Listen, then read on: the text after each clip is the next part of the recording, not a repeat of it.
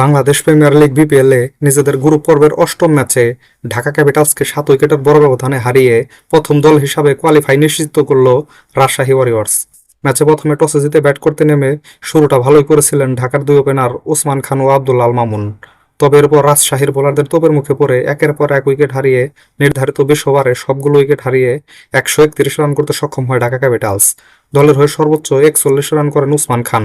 এছাড়া নাসির হোসেন 24 রান ও সাব্বির রহমান 14 রান করেন। রাজশাহীর বোলারদের মধ্যে সর্বোচ্চ 4টি উইকেট পান আব্দুল গাফফার সাকলাইন। এছাড়া রিপন মণ্ডল হ্যাট্রিক সহ 3 উইকেট, মোহাম্মদ রুবেল 2 উইকেট ও বিনুরা ফার্নান্ডো 1টি উইকেট পান। 132 রানের টার্গেটে ব্যাট করতে নেমে শুরু থেকেই মেরে ফেলতে থাকে রাজশাহী ওয়ারিয়র্স, যার ফলে 16.1 ওভারে মাত্র 3 উইকেট হারিয়ে 132 রান করে জয়ের বন্দরে পৌঁছে যায় রাজশাহী ওয়ারিয়র্স। দলের হয়ে সর্বোচ্চ 76 রান করেন তানজিদ তামিম। এছাড়া মোহাম্মদ ওয়াসিম 22 রান ও জিমিন ইসলাম 14 রান করেন।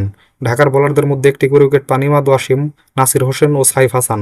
এই ম্যাচে জয় পাওয়ায় 8 ম্যাচে 12 পয়েন্ট নিয়ে পয়েন্ট টেবিলের শীর্ষে থেকে কোয়ালিফাই নিশ্চিত করল রাজশাহী ওয়ারিয়র্স। অপরদিকে এই ম্যাচে হেরে যাওয়ায় 8 ম্যাচে 4 পয়েন্ট নিয়ে বাদ পড়ার অপেক্ষায় থাকলো ঢাকা ক্যাপিটালস।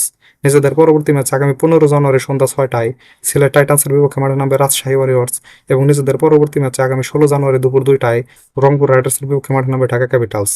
তো বন্ধুরা, ভিডিওটা ভালো লাগলে একটা লাইক দিন, সাথে ক্রিকেট ও ফুটবলের নতুন নতুন আপডেট পেতে এখন আমার চ্যানেলটাকে সাবস্ক্রাইব করে দিন। সকলকেই ধন্যবাদ।